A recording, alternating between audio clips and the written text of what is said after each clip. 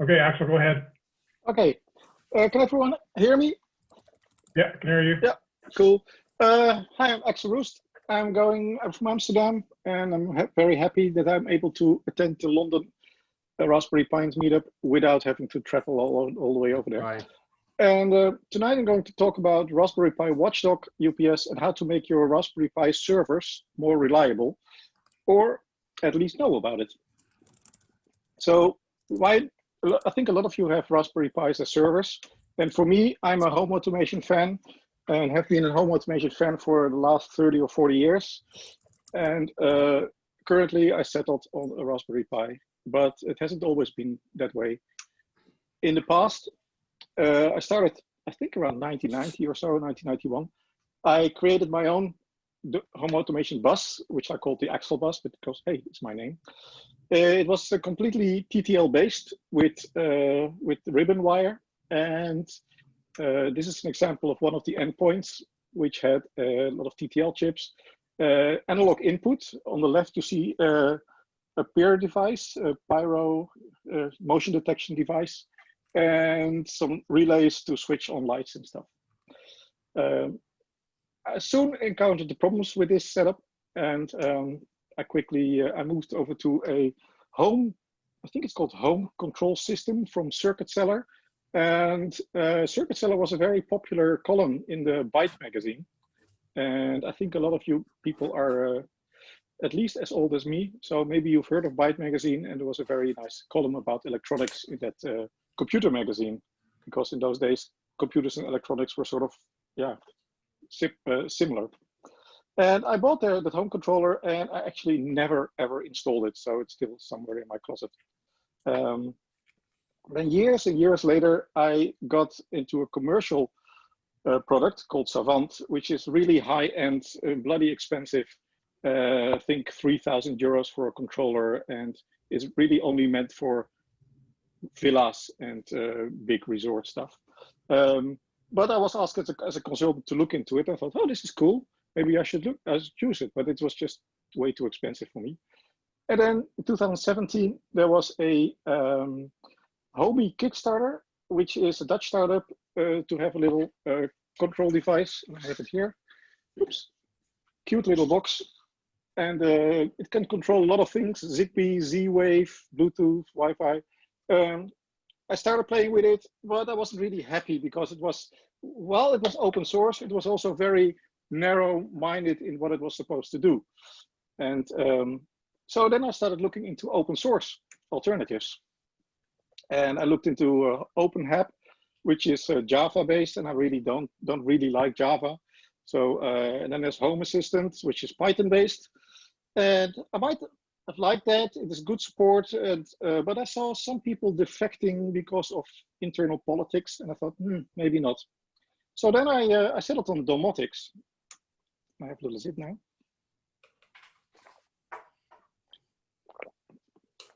And Domotics is C++ based, which means it's very nimble, very small. It has a good community.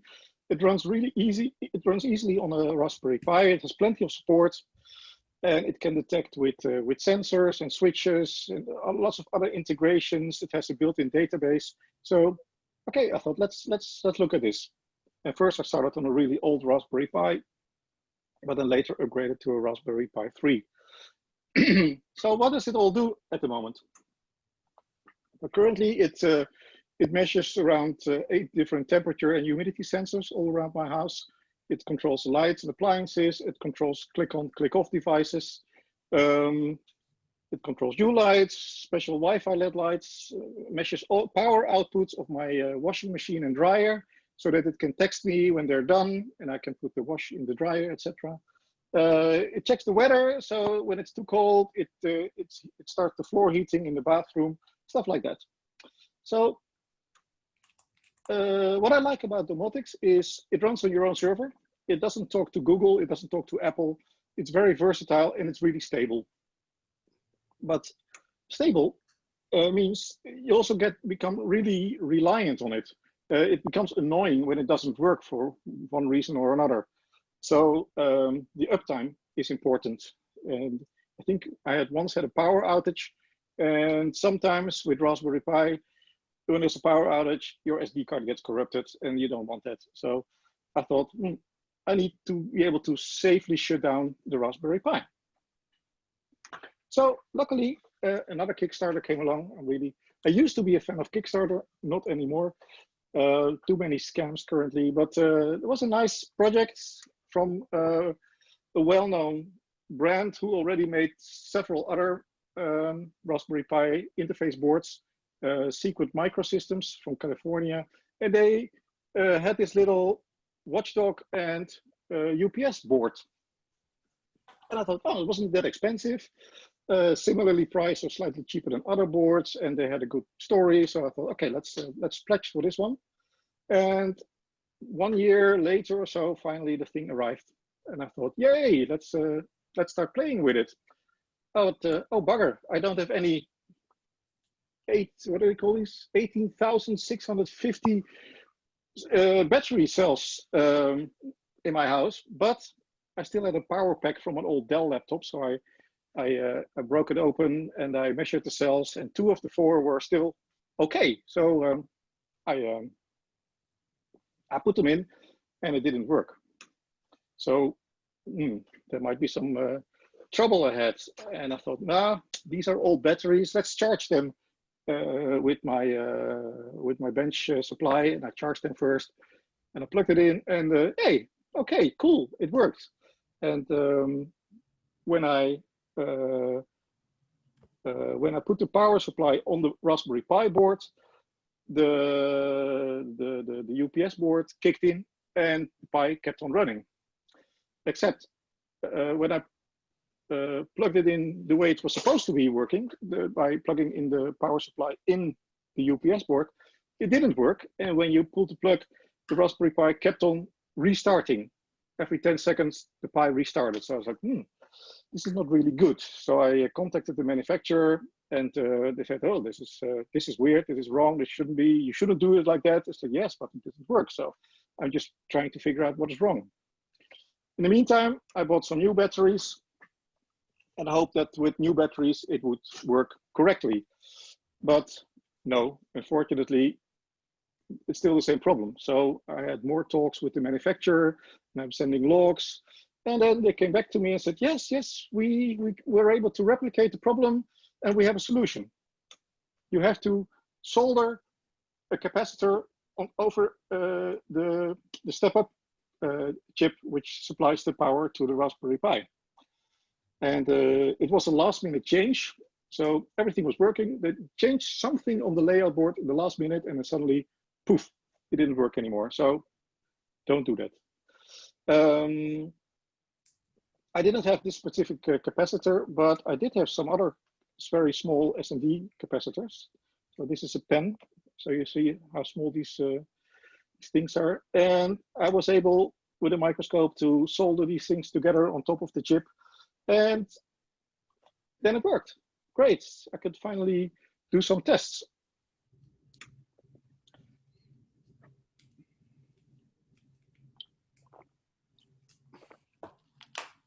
So now to use the board, you first have to enable I2C with Raspberry config. And then, because the board talks with the Raspberry Pi over I2C, and you have to install the library which belongs to the board. And the library contains a Python library and a Unix command. And some people love Python, but I not so much. Just tonight for the demo, I tried to, I spent an hour not installing the particular Python package which is needed for the Pi face. I thought, let's light up some lights.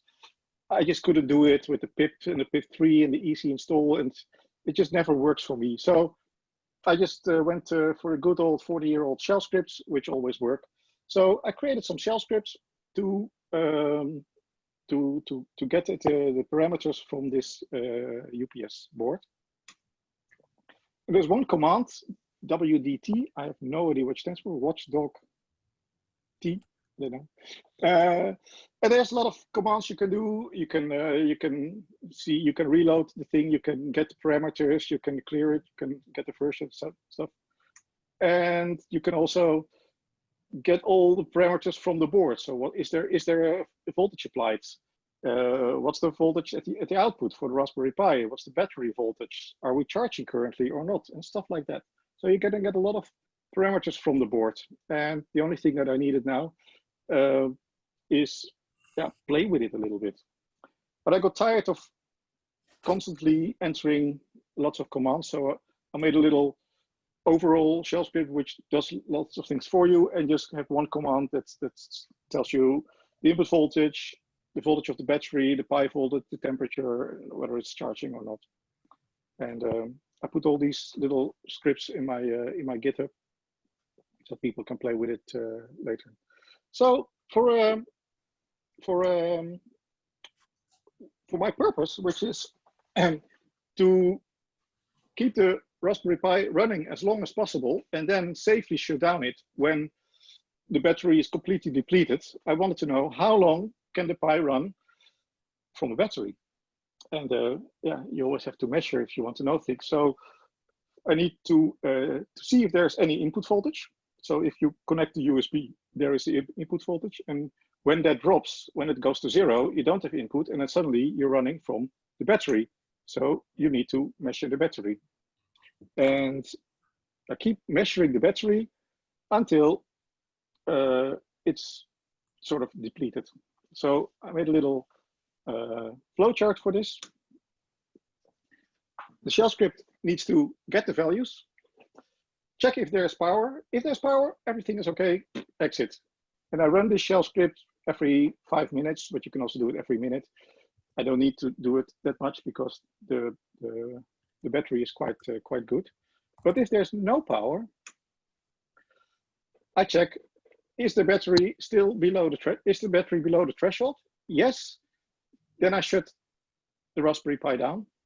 And if it's above the threshold, I'll email the problem because maybe someone tripped over a wire and just the wire is loose. And if I get an email, I can look at the problem. And so when I was testing this, every 5 minutes I got an email. And basically one of these little 18,650 batteries can keep the Pi running for quite a while. I think 4 hours and 30 minutes before it reached 3 volts. So on the vertical, you see the voltage here of the battery, and below is the time that the Pi kept running from the battery.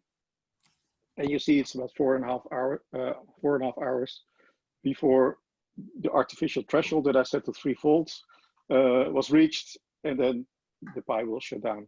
Actually, if I look at the chart now, it's probably better to start shutting down at 4 hours, 10 minutes, because then you see a sort of drop in the battery, in the, what do you call it? Voltage dropping, I don't know.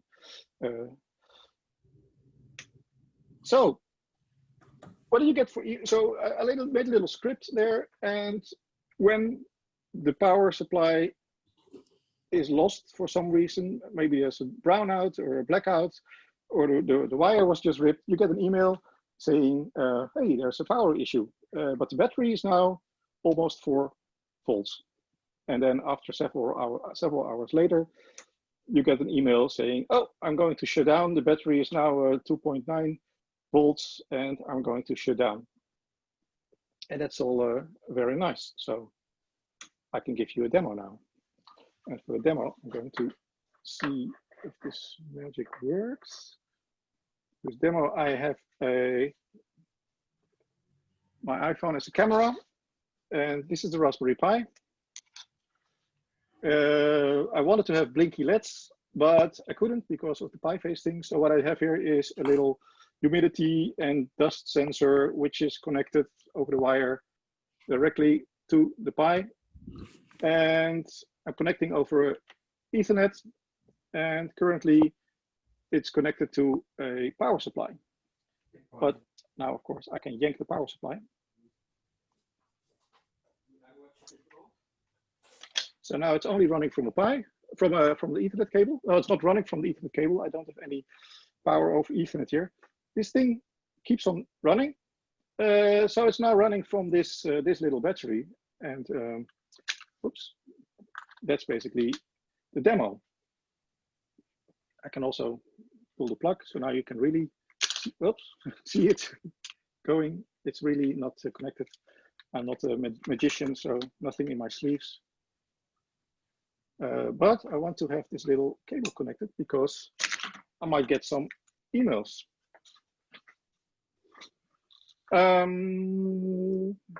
Play again. So,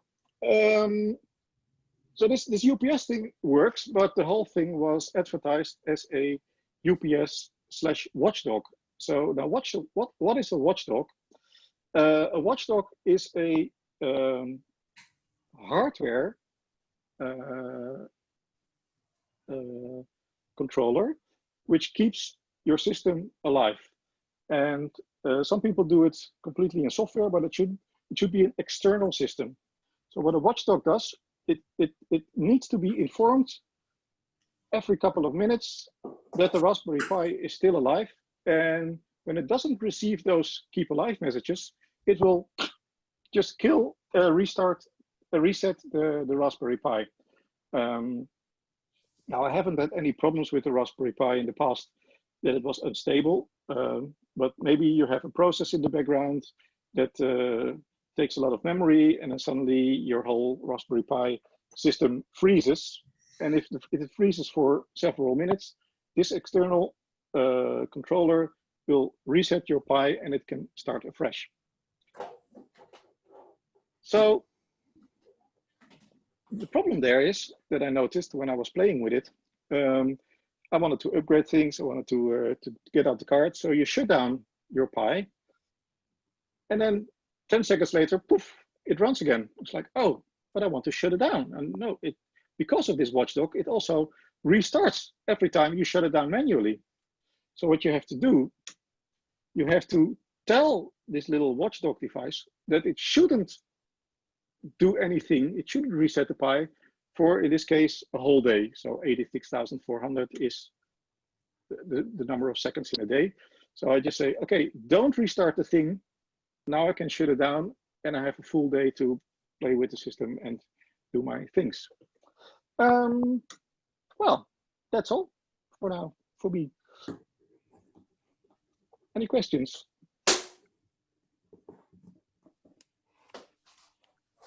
How much do you actually, in power terms, do you hang off the UPS? How much power draw is there? Good question that I have to measure it. The problem is the UPS is directly connected over the GPIO boards with the Raspberry Pi, so it's a bit tricky to measure the power. What I can see is that this battery is supposed to be 3,000 milliamps hour, and it lasts for 4.5 hours. So that means it is probably around 700 milliamps or so. I don't know.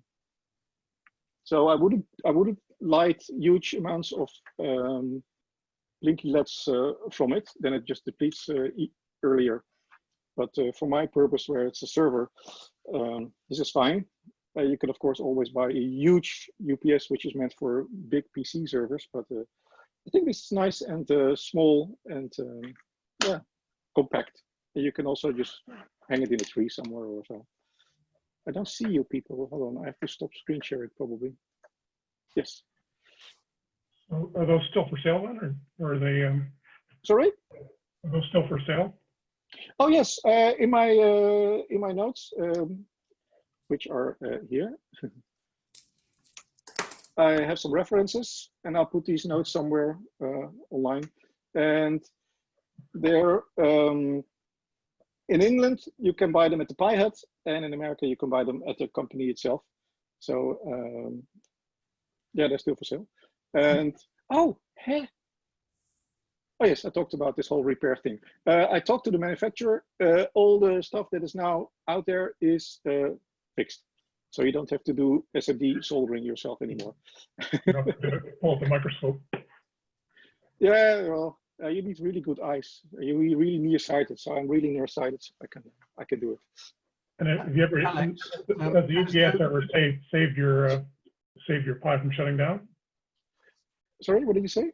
Has it ever been used in anger? In other words, your UPS saved your Pi from shutting down? Well, I've only got this thing for 2 months now, and no, I don't think. No, I did see emails, and that was because my daughter tripped over the wire of the power wire. So yes, it does help, but that was just a test setup because normally the server that runs my home is hidden in the cupboard, and it's quite safe already.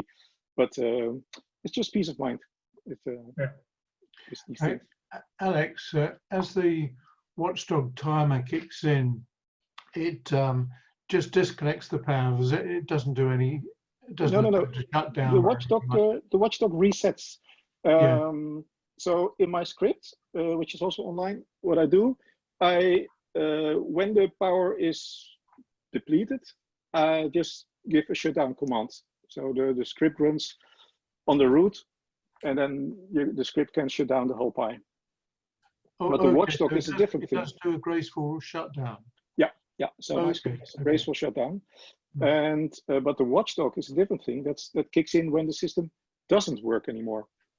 And you can either run you need to reload the Watchdog every couple of seconds. So let's go to the code again. Oops.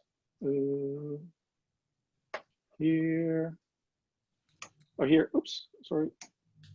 Too many animations. So there's a reload command, and that's specifically for the Watchdog. You have to tell the Watchdog to reload, and then it resets the timer.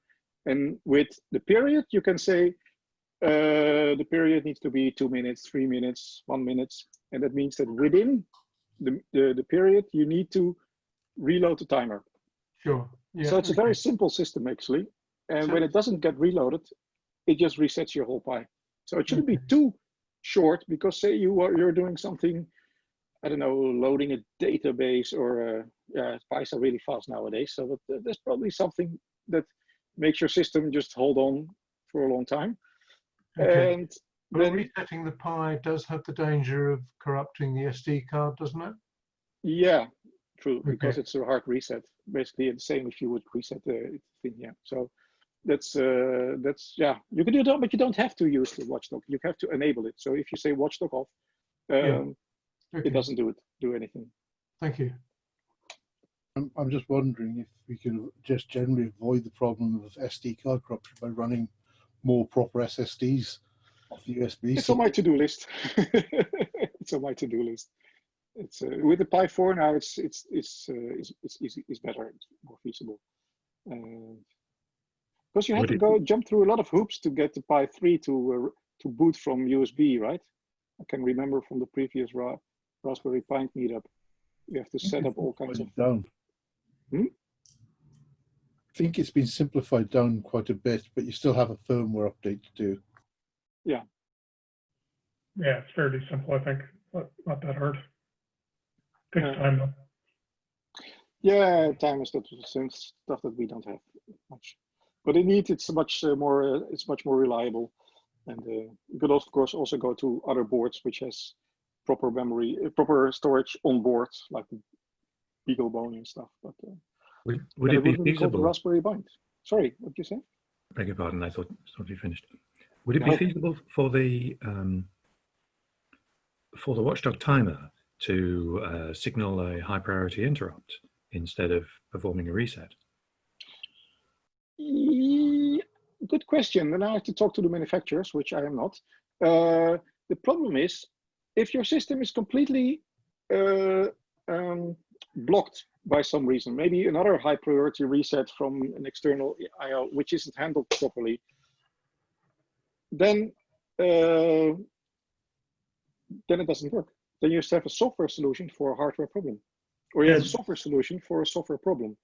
And in this case, it's a hardware solution for a software problem, because of course it's a Unix system, so it shouldn't hang in the first place. Yeah, the point of the Watchdog is to detect that the kernel, for example, has actually hung, or you've maybe got an interrupt storm or something like that, and so you're not going to easily recover that without a reset. Yeah, it's a last end resort to fix the problem autonomously. Of course, if you can log in, you can also solve it. But I have a weird problem. I only lost the IP codes. Everything was What working you mean? fine except the IP phones. Okay. So that Watchdog probably wouldn't pick it up because all the GPIO was working fine. It's really weird. But your IP was gone. Only solved by going to Buster, and then I could catch the exception and reboot the Pi. Mm. After a timer, made sure I put a timer in, so it's not constantly rebooting. Yeah. It was a really weird problem when I first started it. But it's like, hey, it keeps running. Hey, it's resetting. It's resetting continuously. It's like, this is basically, there was a power problem on the board. But yeah, so as I said, watchdogs are very common on like lower embedded devices where you have an external system checking your Arduino, for example. I haven't needed it yet for a Raspberry Pi, but it's sort of like because I think everyone uses it with the Unix system, right? So Raspbian or so, or other people that program the Raspberry Pi to the metal in a sort of small loop. For that, it would be also be purposeful. If you don't run a complete Unix system, which tends to be quite reliable, but run more bare to the metal. Maybe if you run RISC OS or so on it, maybe it might be necessary. I don't know. One last question, anyone? All good? Great, thanks very much. That was really, really interesting. Okay, welcome. Much.